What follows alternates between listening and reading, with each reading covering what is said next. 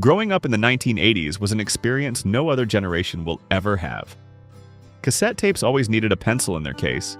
TVs only had a few channels, but were enough to make the whole family gather close every Saturday morning. And a single cartoon episode could make the whole week exciting. But somewhere, that childhood also hid mischievous and adventurous games. Let's explore the unique things only the 80s generation truly understands. TV buzzing before the screen lit up? What would be on screen today? A new cartoon episode? Or an interesting music show? A flood of questions would race through your mind as you waited for the TV screen to light up. Back in the 80s, when you turned on that bulky television, the screen wouldn't start immediately like it does now. Instead, the entire room would fill with a distinctive buzzing sound, a noisy, static hiss. You would intently stare at the pitch-black screen, or sometimes at shimmering white speckles. Then suddenly, a tiny, glowing dot would appear in the center of the screen, slowly spreading out, sketching the first outlines of an image, often in green or purple before the true colors flooded in. It felt like the whole world was slowly emerging before your eyes, a mysterious transition from silence to vibrant images, a magical moment every day. Cassette tapes needing a pencil to rewind. Music playback back then was confined to a cassette tape. You could carry it anywhere to play your favorite tunes, but using it required patience. When the tape got tangled or when you wanted to rewind a song without damaging the reel, you needed to insert a pencil into that small hole to rewind the tape. If you grew up in the 80s, you definitely won't forget this memory, will you? You would gently place the pencil tip into one of the two small round holes in the center of the tape, then carefully rotate it, little by little, until the tape was neatly adjusted or rewound to the desired position. Conversely, the feeling of the pencil getting stuck, or worse, the tape getting crumpled, was a small childhood disaster. Viewmaster reels. Before virtual reality or sharp screens, we had the Viewmaster. Imagine a small, red, nearly indestructible plastic viewer, shaped like a miniature binocular. With each flick of the lever, this device would transport you to mesmerizing 3D worlds. You carefully inserted a round disc containing vivid color images into the slot, looked through the lenses, and each time you pressed the lever, a new scene would appear before your eyes. From majestic natural wonders like Mount Rushmore to dense tropical jungles with giant elephants, the Viewmaster was your private universe, no sharing needed. It offered a sense of exploration and adventure without ever leaving your living room. For us, it was the first version of virtual reality, a doorway to distant lands, living fairy tales right in the palm of your hand. The orange talking machine, Speak and Spell. If you wanted to feel like you were holding the future in your hands, you'd buy a Speak and Spell. This small orange learning machine was a companion toy for children during their learning process. With a robot voice that was both reassuring and slightly unsettling, Speak and Spell introduced a whole new concept of interactive technology. You just entered a word, and the machine would pronounce it, then ask you to spell it. The feeling when you spelled it correctly and received praise from that synthesized voice was truly a genius feeling, a small joy that stimulated students' interest. Owning a Speak and Spell made learning more fun and less tedious. VHS tapes and 4-hour VCRs. The 80s technology marvel was the VHS tape. Recording a show from TV in the 80s was no joke. It was an art, a serious personal recording project. You had to time it perfectly, monitoring the broadcast schedule as carefully as a spy. When your favorite show was about to start, your finger would hover over the record button of the bulky VCR, ready for action. You had to press record at precisely the right moment, not too early and not too late.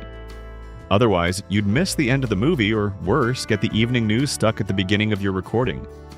Once the tape was recorded, the feeling of owning a copy of your favorite show to watch whenever you wanted was incredibly precious. Of all these items, does your family still keep any? Share below. Fast-forwarding commercials on VHS. And when you fast-forwarded through commercials on VHS tapes, it wasn't just convenience, it was a real power move. After successfully recording your desired show, fast-forwarding through long, drawn-out commercials became a ritual of liberation. You held the remote control, which might have been a heavy, corded device or a large, blocky one, and press the fast-forward button. The buzzing sound of the tape rewinding, the distorted images flashing across the screen at dizzying speeds were considered the first true convenience. It was truly satisfying to be able to skip noisy commercials and get back to your favorite movie. Car-shaped tape rewinders.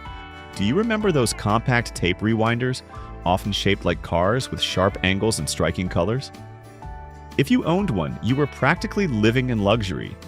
This device saved you time waiting for your precious VCR to rewind tapes. You just inserted the VHS tape into this car, pressed a button, and it would rewind the tape much faster than using the VCR, while also protecting the expensive player's read mechanism. Owning it gave you the feeling of being truly stylish, knowing how to leverage technology to enhance your life. The Oregon Trail game. In the school computer lab, on those bulky gray computers with black and white or green screens, Oregon Trail was the most familiar game. This game put us in the role of pioneers, exploring the American wilderness in covered wagons. We had to manage food, medicine, supplies, and deal with countless dangers. Snake bites, diseases, raging rivers, and bandits. You learned practical lessons about surviving in the pixelated wilderness, and the feeling that the fate of your family and your wagon truly mattered. Every decision could lead to the death of a party member, from dysentery to drowning. Despite being just simple text and graphics, this game created a strong emotional connection. Calling movie theaters for showtimes, before Fandango or movie streaming apps in the palm of your hand, to find out movie showtimes, you had to pick up the phone. You would dial the movie theater's number, listen to the classic phone ring, then wait. Once connected, you had to carefully listen to every word of the automated robot voice, usually a monotone voice reading a long list of movies and showtimes. Sometimes, if you were luckier, you'd hear a real person's voice, but no matter who it was, you couldn't fast forward, couldn't skip, couldn't quickly search. You had to listen to all the information, memorize or write down the movie and showtime you wanted. It made going to the movies a carefully planned and more cherished event. TV movies, made-for-TV movies. Your whole family would plan to watch them live together, usually on Sunday evenings. Parents would prepare popcorn, siblings would crowd onto the sofa, and all eyes would be glued to the screen. And the next day, everyone at school would be talking about it because everyone watched it. From disaster movies to deeply emotional stories, they sparked lively conversations and shared memories. They brought people together, transforming TV watching from a personal activity into an important social event, an indispensable part of family culture. Do you still remember the feeling of the whole family sitting together to watch a special TV movie on Sunday night? What's your most memorable memory? Public service announcements, PSAs. You'd be sitting, watching a fun cartoon or your favorite sitcom, and then suddenly the screen would cut away abruptly. No warning, no smooth transition. A gray filter would cover the screen, chilling music would rise, and a serious, authoritative voice would resonate. This is your brain. This is your brain on drugs. These public service announcements were designed to educate directly, uncompromisingly, and they truly haunted you well into adulthood. They didn't hesitate to show frightening images, direct messages about the consequences of drug use, drunk driving, or child abuse. Their purpose was to educate and warn, and they succeeded brilliantly in imprinting those lessons into our young minds. We are still haunted by the image of the egg frying on a hot pan, symbolizing a ravaged brain.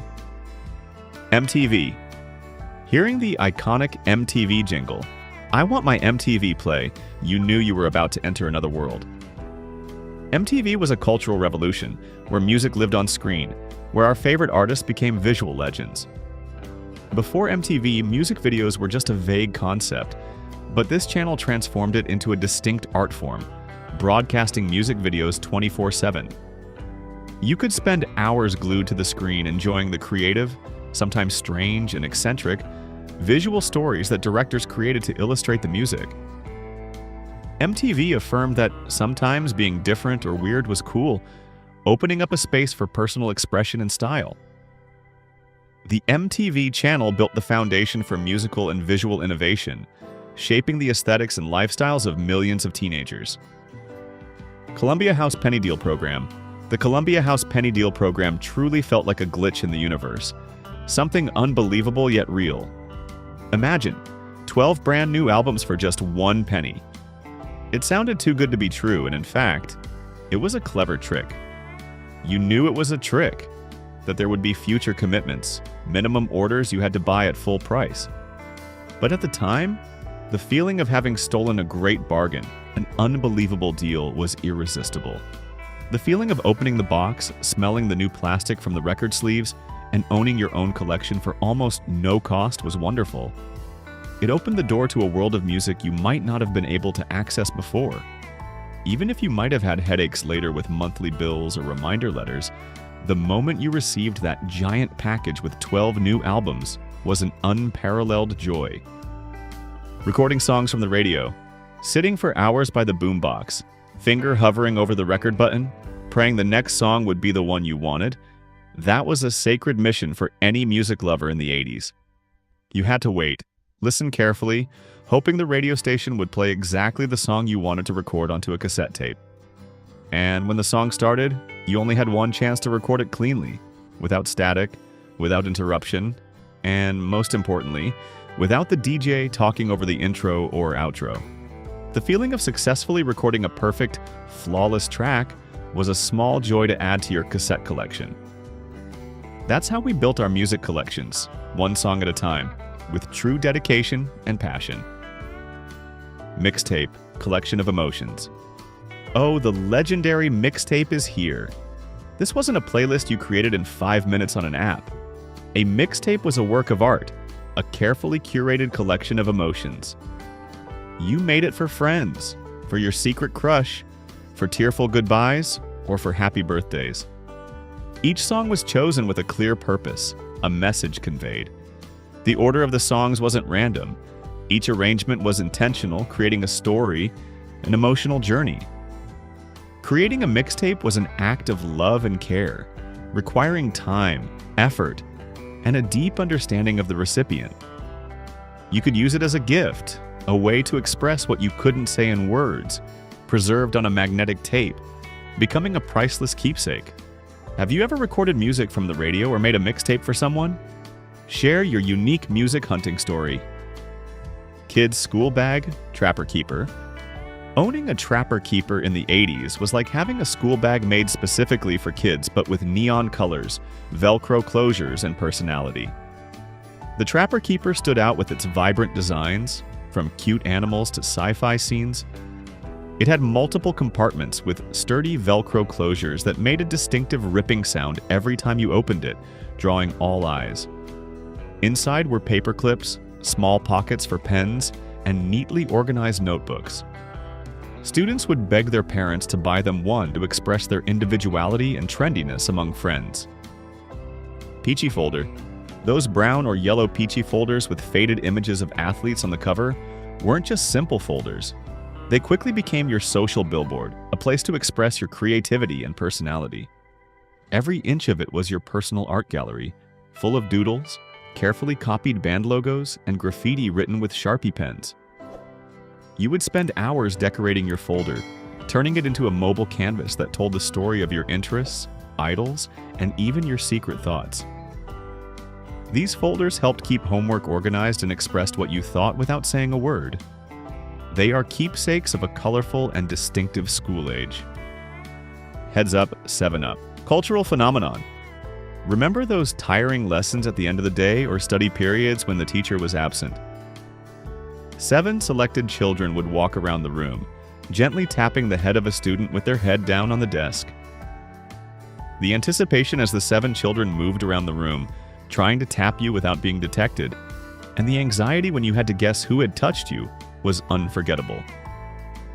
You would tensely sit up straight, look around the room, and try to remember who had touched you based on the shape of their shoes, clothes, or even their movements. When you guessed correctly, you would get a chance to be the next person to tap friends. This simple yet dramatic game created giggles, lively debates, and unforgettable classroom memories. Prizes in cereal boxes. Being overly concerned with what was in the cereal box was an integral part of the 80s experience. everyone was curious about the surprise gift hidden inside: a small plastic toy, a secret decoder ring, or a glow-in-the-dark sticker. You would beg your parents to buy those sugary cereal boxes, not because you liked the taste of the cereal, but because you craved the tiny toy hidden deep at the bottom of the box.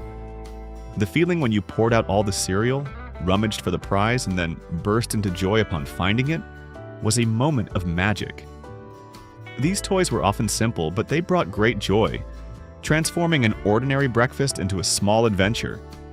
They were personal treasures, small keepsakes that we still hold in our minds today. School assemblies. When the lights dimmed and synth music rose, you knew it would be one of those great assemblies, a moment of reprieve from dry lessons. The gym would be transformed into a small concert hall or a movie theater, with laser lights dancing everywhere and smoke machines spewing out mystical fog. It was where we watched performances by friends, plays staged by teachers, or sometimes special educational programs presented in a lively way. The feeling of sitting with hundreds of classmates, sharing laughter and surprising moments, was an indispensable part of school life. These assemblies were where we were entertained, connected, and created memorable collective memories. Pegging jeans. If you wanted to be confident in your personal style, you definitely had to know how to peg your jeans. The proper technique required dexterity and frequent practice. You didn't just roll them up simply, you pegged them, folding the excess denim at the ankle into a neat, snug fold. You would fold one edge of the fabric inward, then roll the rest up once or twice, creating a tight cuff at the ankle that was still comfortable higher up. It was a distinctive 80s style, a symbol of coolness and individuality. Pegging your jeans correctly helped you confidently show off your new sneakers and demonstrated that you were fashion savvy, knowing how to highlight your outfit. Mornings starting with cartoons. It was a perfect loop of joy and freedom. Our mornings always began with cartoons, colorful and adventurous shows on TV, often favorite Saturday morning shows. We would be glued to the screen, immersed in the worlds of superheroes, mythical creatures, and exciting adventures. But as the sun climbed higher and the air grew warm, we would rush outside, running, exploring, and playing nonstop. Scraped knees. Our afternoons always ended with scraped knees, evidence of a day of outdoor adventures filled with laughter and mischief. These small scars didn't hurt children because they felt like receiving medals of honor.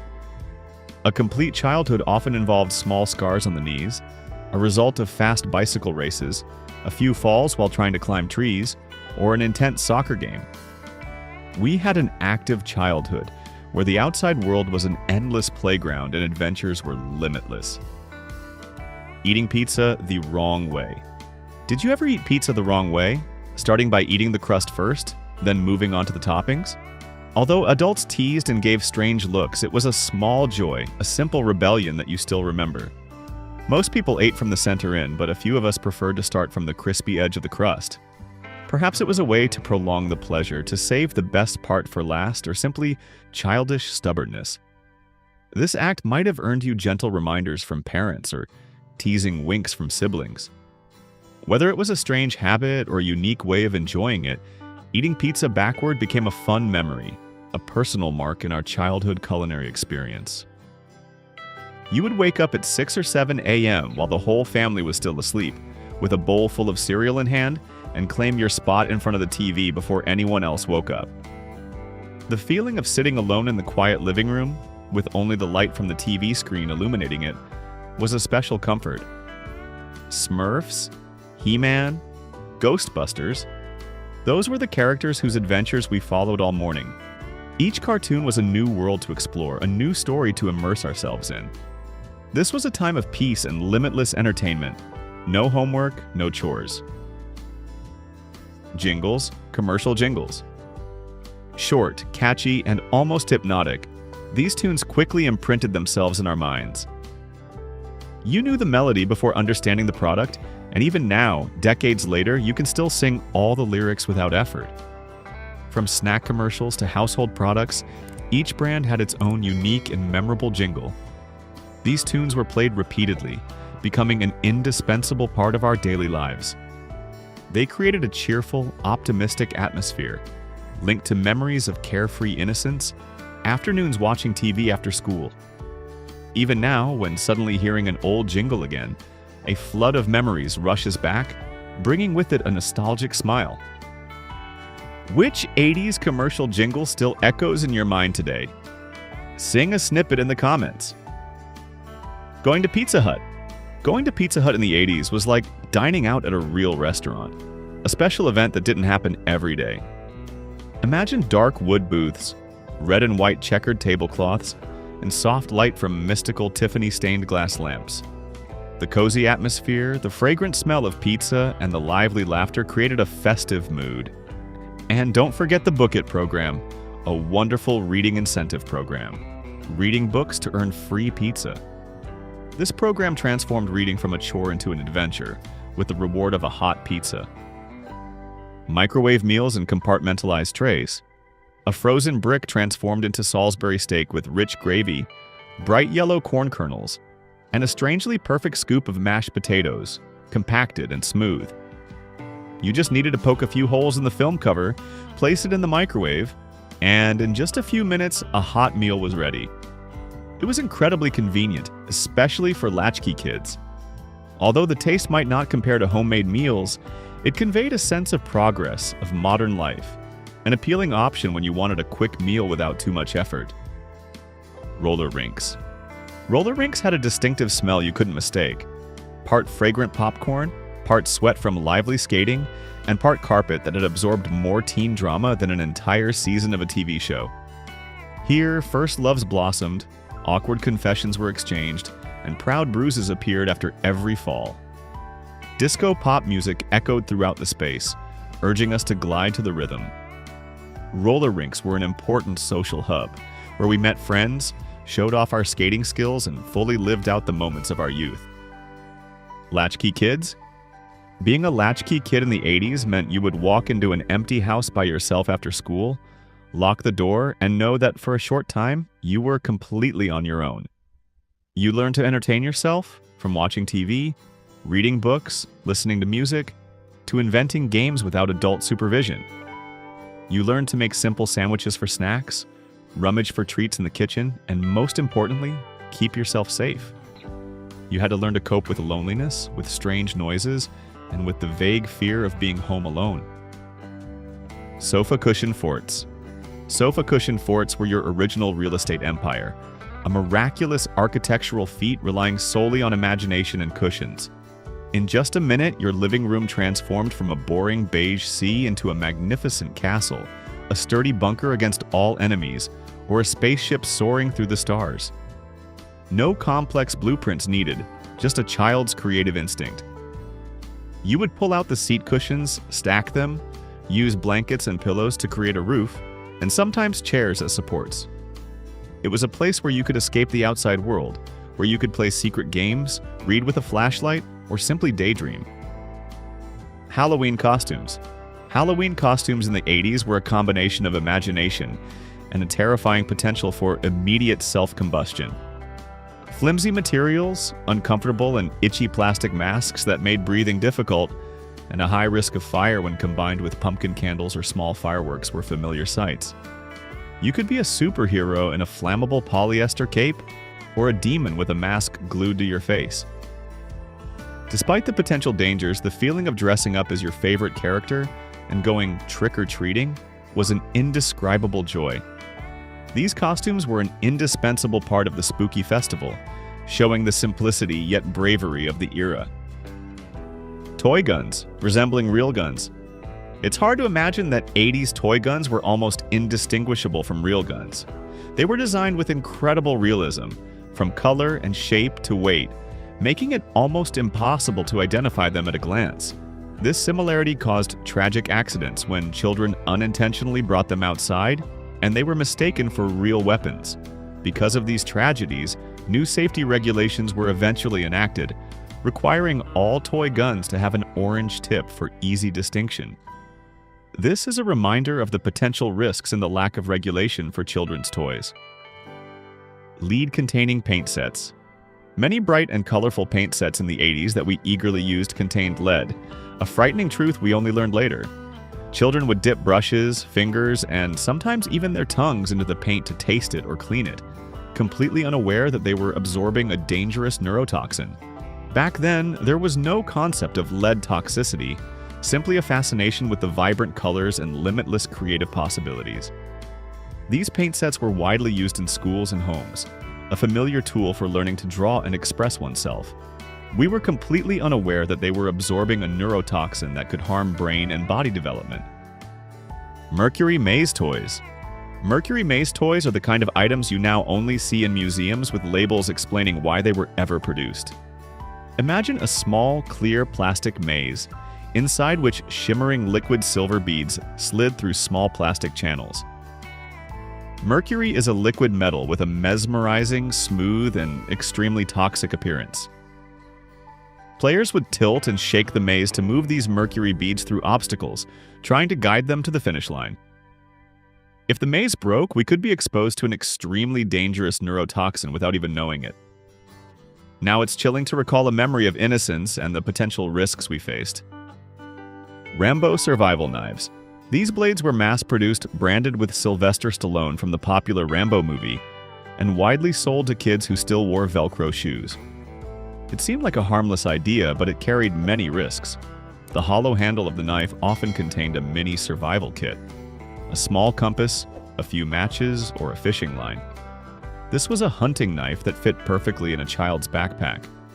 The fact that children owned such sharp toys, heavily marketed through pop culture, is unbelievable by today's safety standards, but it was quite common in the 80s. Gas-powered model cars. Gas-powered model cars were real miniature internal combustion engines, roaring across driveways and playgrounds. The loud engine noise, the faint smell of gasoline in the air, and their dizzying speed captivated countless boys. These children spent hours controlling them, racing with friends, and even tinkering with them to fix them when they broke. However, along with that joy came the risk of burns from hot engines, inhaling toxic fumes from exhaust, and flying debris during collisions. Slap bracelets. Do you remember what happened when slap bracelets started cutting through sleeves and skin? These bracelets initially seemed like a fun and convenient fashion accessory. They were a flexible metal strip wrapped in fabric or plastic. You just gently slapped it on your wrist and it would automatically curl around it. But these dress-up toys sometimes caused unwanted cuts, especially when the outer covering wore out or ripped, exposing the sharp metal edge inside. Many people experienced the stinging sensation when the bracelet broke and scratched their skin. Despite the small risks, they remained a popular and beloved toy for a period of time. Popper toys, hemispherical rubber domes. Poppers, those small hemispherical rubber domes, were supposed to bounce high when you inverted them and placed them on a flat surface. The sudden popping sound and the height they reached brought immediate joy, but sometimes they posed a danger. Smaller poppers were just the right size to get stuck in a young child's trachea, causing a choking hazard. More alarmingly at the time, there were no clear warning labels, no specific age recommendations printed on the packaging. Fisher-Price roller skates. Fisher-Price roller skates were a recipe for disaster, a true test of a child's balance. They were designed to attach directly to your sneakers, offering no ankle support, no directional control, and absolutely no brakes. This meant that every crack in the sidewalk, every tiny pebble was a personal injury lawsuit waiting to happen. You would try your best to balance, gliding on those tiny wheels, but controlling speed and direction was almost impossible. The feeling of rolling without any way to stop other than falling was a mix of exhilaration and fear. Which of the above do you remember most? Is there a memory we haven't mentioned? We always want to hear your personal stories. If this video has taken you back to a beautiful childhood, please like the video, subscribe to the channel, and share. Back to yesterday with your memorable generation friends. Thanks for watching, and see you on the next nostalgic journey.